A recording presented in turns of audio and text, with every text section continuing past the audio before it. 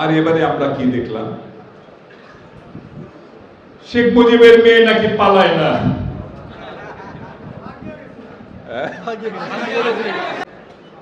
পালিয়ে গেলেন বীর দর্পে। শুধু একা না, গোষ্ঠী শুদ্ধ পালিয়ে গেছে। নাই কই তার আত্মীয় স্বজন আছে কেউ? শেখ সেলিম, তারপরে শেখ হেলাল, তারপরে কারা কারা আছে না, তাপস, তারপর তার বোন।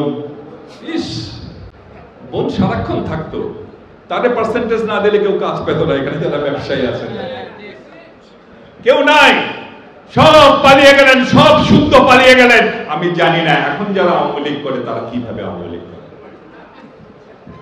আপনাদের বিপদের মুখে ফেলে দিয়ে আপনাদের যে নেত্রী পালিয়ে গেলেন, দোহাই লাগে তাকে আর নেত্রী বলে সম্বোধন করবেন না। আমাদের নেত্রী তো কখনো পালিয়ে যান নাই। আমাদের দলের নেতা কর্মীদের ফেলে আমাদের বেগম খালেদা জিয়া তো পালিয়ে যান নাই। আজকে আসার সময় মোবাইল ফোনে দেখলাম এক ছাত্রলীগ নেতা দুধ দিয়ে গোসল করে আওয়ামী লীগ ছাড়ছে। আল্লাহ জানে বেদাল দুধ না আসল দুধ কে জানে।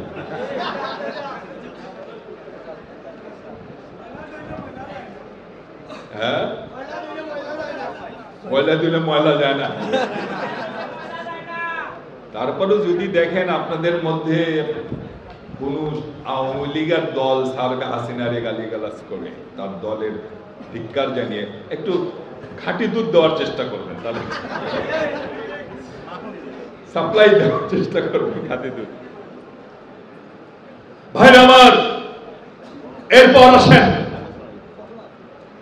ইতিহাসের কৌতুক বলতে আমি কি বোঝাতে চেয়েছি, অথবা unexpected events in history. Sheikh Mujib তার জীবনে জনগণের জন্য সংগ্রাম করেছেন,